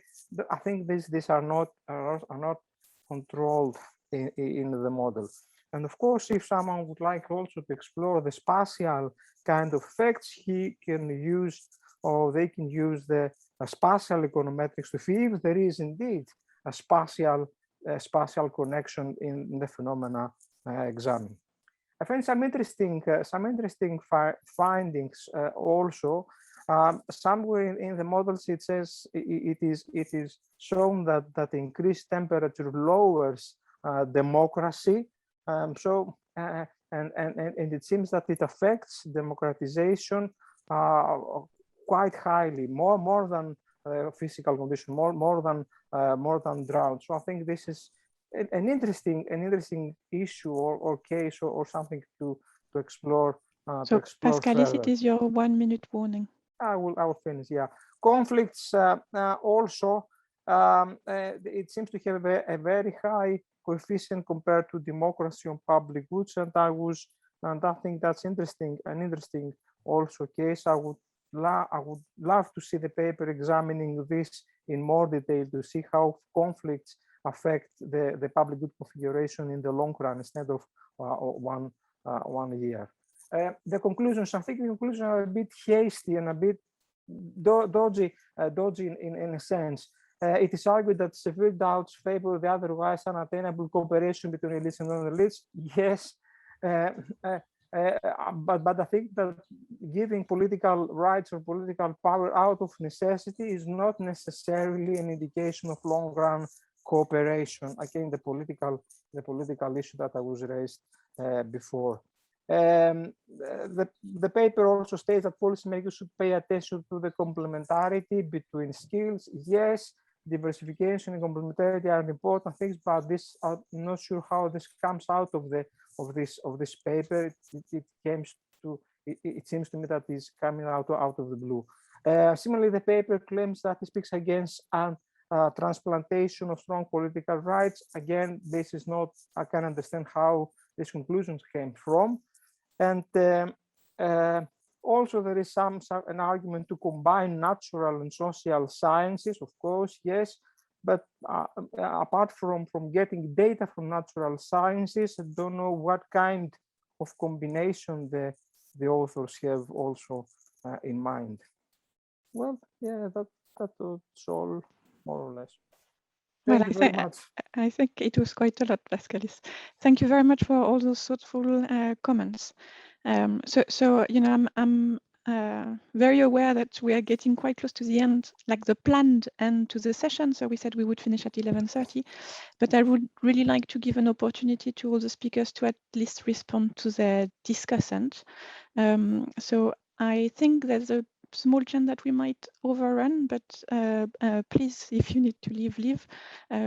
Just let me just use this opportunity to thank all the presenters and all the discussants for their great presentation, great discussions, and also to everyone in the audience who has contributed great questions in the chat.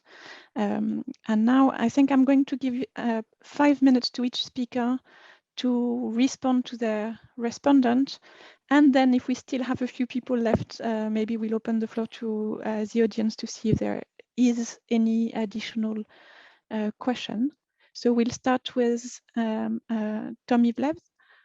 So you had a few questions on the, so obviously you have all of Tomek's great comments to address, and you also had a few questions in the chat. I think you addressed most of those, maybe except one on systems and how they enter your empirical model, and you know what you expect different system could have as an impact on your analysis. So the floor is yours, and you know, sorry, but only 5 minutes. Yeah, thank you very much. Thanks a lot, everyone, for the comments. Thank you, Tomek, for having sent the very detailed comments well before the presentation, and actually some of them we already addressed. I tried to address in the presentation. So some of your suggestions about, I think, very interesting. So whether the trade unions are aligned or were aligned with the governing party at the time of the crisis, because when the crisis hits, the people would want to punish, or the trust in the government would go down, and then the trust in the trade union, if it is aligned, would go down as well. So we would need to do a bit of detective work, but I think it's worth doing. And then also your suggestion about parallel trends. So how generally does trust in other institutions develop with respect to trust in trade unions? It's actually the more we did this project, the more we were thinking about this as a spin-off. Okay, especially because there's this literature about the cyclical component in trust in institutions. But it is possible that, well, it's in some institutions goes up or in some it goes down. And what exactly determines, because there are all kind of institutions, some that people want to punish, but some others where people would turn to for help in the times of crisis. And probably a couple of words. So the Randolph's comment about the breadth of crisis here, I think it's very interesting. So we'll certainly try that. We'll also try the change in unemployment, say between 2008 and 2010, as a measure of crisis. So then Jacob's comment here, I'd like to note that we don't, so this is only for 2010 on why people who were affected by crisis, why they report lower trust in unions. Did it decrease, or were these people originally had low trust in unions? Well, we think they are dissatisfied, but we also know that crisis did not hit people randomly. And we know, for example, that those who were members of trade unions, they were less likely to be hit by crisis. And if they were members of trade unions, they were trusting probably even before trade unions more. So it's an interesting, very interesting question whether they were originally less trusting of unions, or whether the crisis and the effects of crisis made them. So Elodie's comment about the sectors, yeah, we can certainly, well, yeah, we have sector information, we have unionization information, although the samples will be relatively small for some. Then comparator countries, I don't remember in the very first wave whether Germany and Italy were included, or was it just, because what we find interesting here is that we can look at all three waves and we have the same countries. So most of the Eastern European countries are the same, but I think Germany and Italy were not included in the maybe they were. Yeah, no, I think you're right. I think in the first one, there's maybe only Turkey. Yeah, because in the second there were plenty of kind of 6 or 7 Western European, and then in the third it's again Germany and Italy plus Greece and Cyprus, I think. Right, and Pascal's interesting question about the percentage of people that were hit by crisis. So there were 4 possible answers. The crisis did not affect me at all, a little bit, quite a bit, and a lot. And it's across the whole sample, it's relatively equally distributed. So 1/4, 1/4, 1/4, 1/4. And yes, you're right. So it's those especially who said that they were affected most. Okay, they say they have lower trust in unions, but we don't know what that trust was before the crisis hit. So, 1 more minute. Yeah, and yeah, so variety of capitalism, Jacob's comment, very interesting, although I think they'll, for many countries, like Central Asia, that part of the world, it will be probably just former Soviet Union or something. And yeah, we could certainly do that. And I think that's it. Yeah, I think you've covered everything. So thank you very much for being so efficient in your responses. Thank you so much. Thanks so much. Now it's Pascal's turn. So you had a few questions in the chat, but they've all been addressed. In particular, you had something about redefining the commons, but I think the question came before you actually gave your definition in the presentation. So it was very kind of you to reiterate the definition in the comments. So if you want to give some response to your discussant. Yeah, thank you very much. Please let me know if I bypass the time again.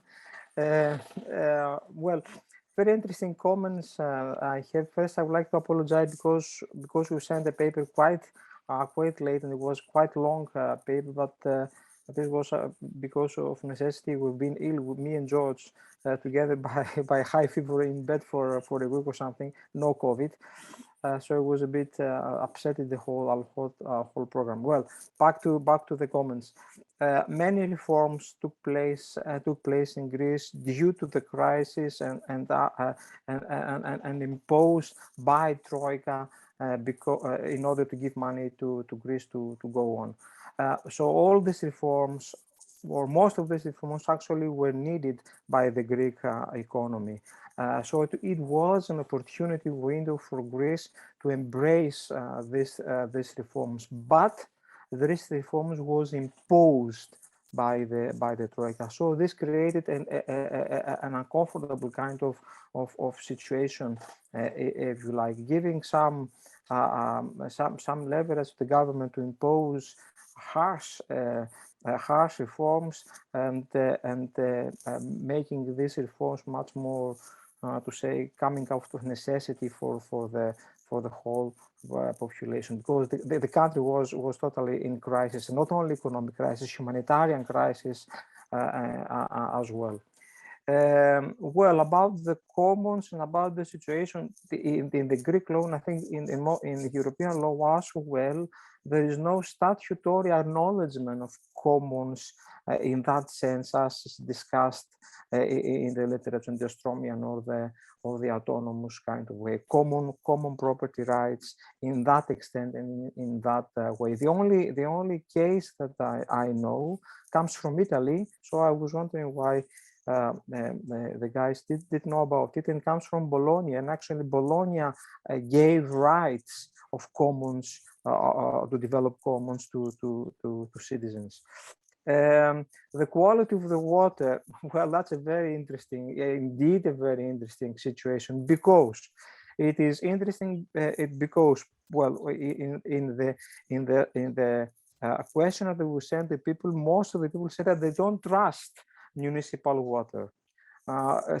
This water that is purified, it is good and all. And so the people generally do not trust this water, and actually experience participant situation that people go up to Staiates to get water from there, which is not sanitized and is what controlled by the municipality. The point is that all these controls and all these checks of the water are made by the municipality, so it is very opaque and is not actually clear what is the real situation, if the water is clean or if the water is needed to be clean. But the actual situation, the real situation is that people buy water, so most of the people involved with municipality drink bottled water, and or they go up to Staiates to get their water from there. So that's a clear indication to us that it's actually a water that is of high quality. About the conditions, actually, I think it's a very interesting situation, because it is a transformation from formal institutions to informal institutions. Because formally the community had the right to manage its water as a commons, but not officially with clear legislation and stuff, and because this right was taken from there, so develop an informal kind of commons institution to do so. So it is a clear movement from formal to informal, again out of this necessity. Well, the text discusses a lot about the circumstances and has an extensive analysis of how this the situation and the story behind that. So I'm not going to get into that detail. The last comment I think we have here in my notes, that where Ostrom suggests centralization. No, I think the clear message from Commons and from Ostrom and from all others autonomous Marxists, etc. perspective is that Commons is something different. It's an alternative way. It's beyond market and beyond state and beyond this kind of formality that goes with state and the market institutional organization. It is actually how people themselves do the job.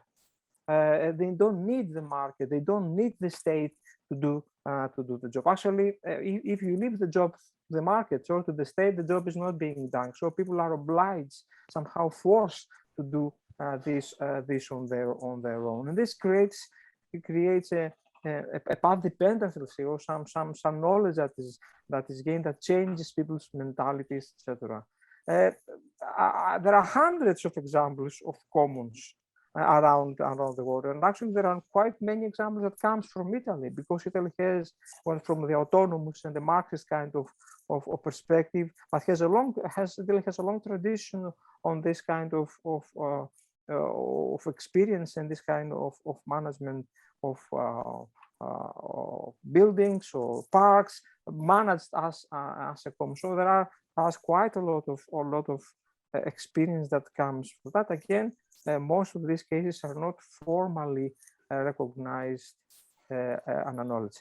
Pascalis, your time is up. I was wondering if George would like to add a few things, but if there is no time, I guess we have to. I don't know. Well, thank you. I'm sorry, we're very tight on time, but I have to say all the speakers spoke 17 minutes exactly like you, and all the discussants spoke 10 minutes. So you've been all, it's been very fair so far. according to my notes. So thank you very much for this extensive response to Carmine. Maybe you will find it interesting to continue that conversation. So, sorry. Sure. Yes, we will. And so Tomek and Maribel, if you want to answer. So I've seen that all the questions that were in the chat have been answered, I think, in the case of your paper. So if you want maybe to focus on the discussants' Maribel will answer. We agreed. Okay. Yeah, thank you, Thomas, for all your comments. I think that, well, as we mentioned at the beginning, this is a preliminary version of the paper. We are still working on this, and also all the comments. We take note about all the comments that you mentioned, and for sure, it's interesting to include the contextualization of the country, because this is important to understand what is the situation, because it's not a common country, because the country faced many challenges during the last years, and particularly even before the pandemic, because they faced it like a social movements, also claiming all these situation for vulnerable people that we are considering in the study.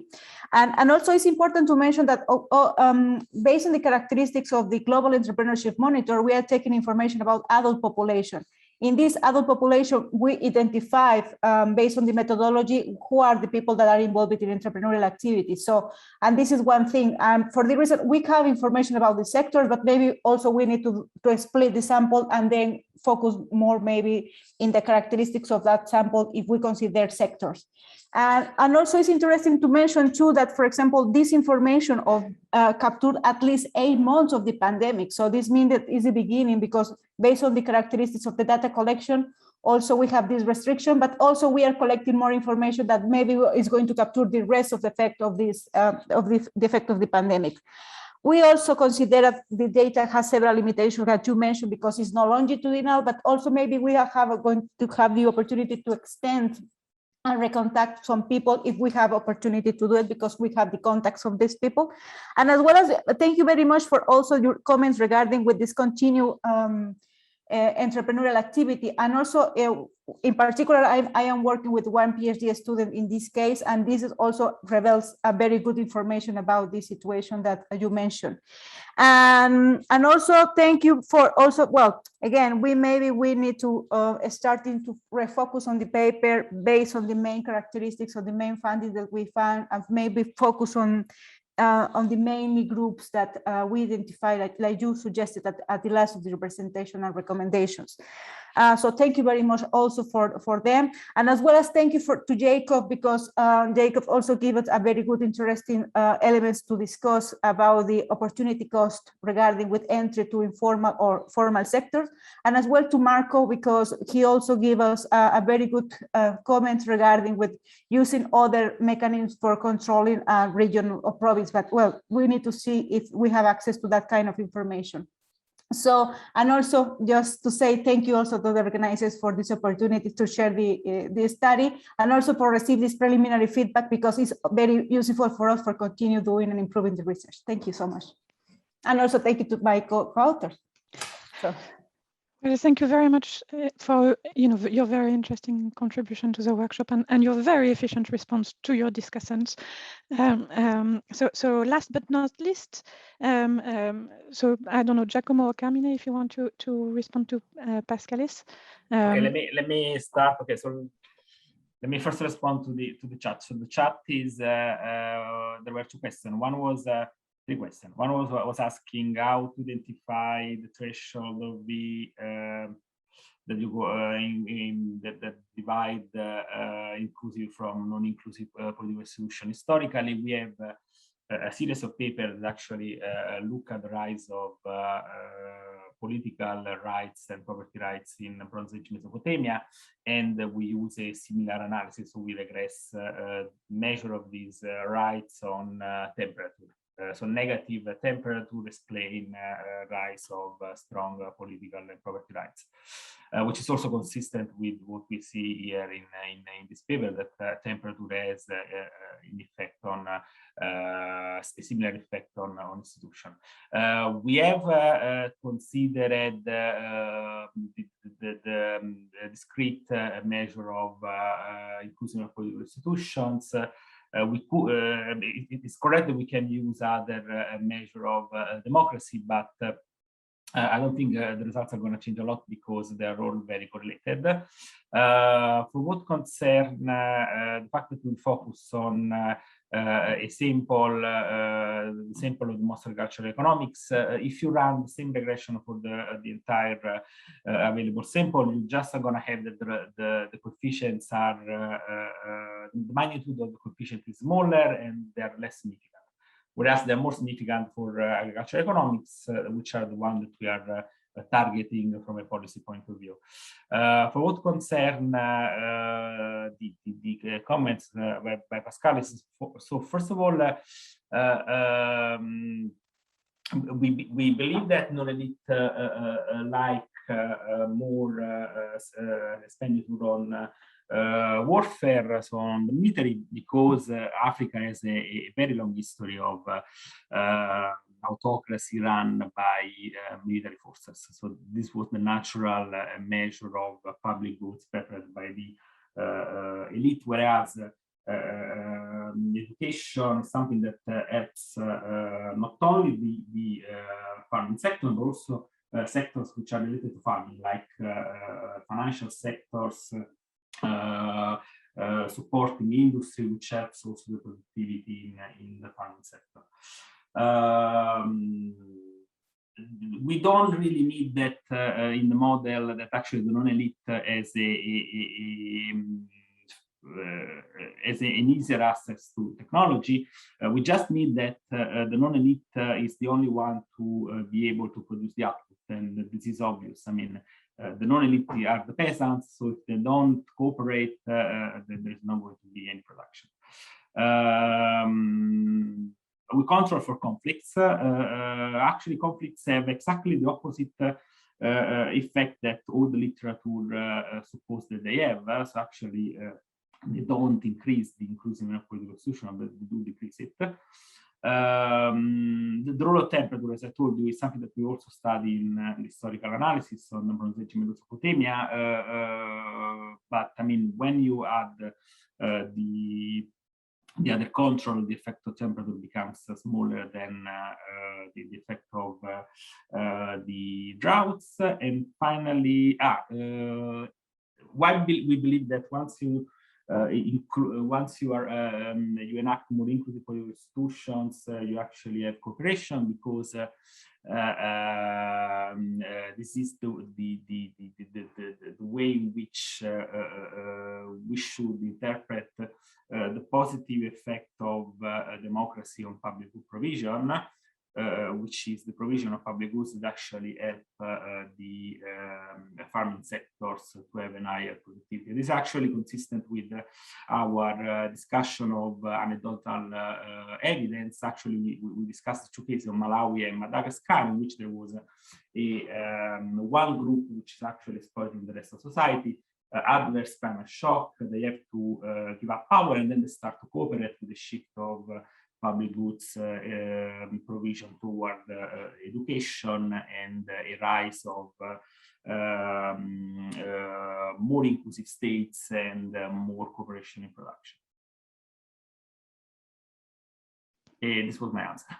Giacomo, and anything? I think we are running out of time, no? Well, yes, you use your 5 minutes to the dot, so that was perfect. So thank you very much for all those extensive answers. Seeing that it's 11:43 and we have a keynote at 12, I would suggest that we thank everyone and close the session formally, in the sense that we're going to thank everyone and stop the recording. If people want to stay a few minutes to ask a few additional questions that might be outstanding, please feel free to do so. But I think we're going to free up all those who want to maybe take a short break before the keynote, which is only 15 minutes away. So let me again thank all of our presenters for super interesting papers. All the discussants who have really invested a lot of time in providing useful comments. I thank to everyone and everybody in the audience. The chat has been again super lively with a lot of useful suggestion and recommendations. So I hope everybody has benefited both from getting good suggestions on their papers and generally from the discussion overall. There are some outstanding questions in the chat for some of you if you want to have a look. And see you all very soon in Elena Ledeneva's keynote. And thank you, Eridu, for the fantastic sharing.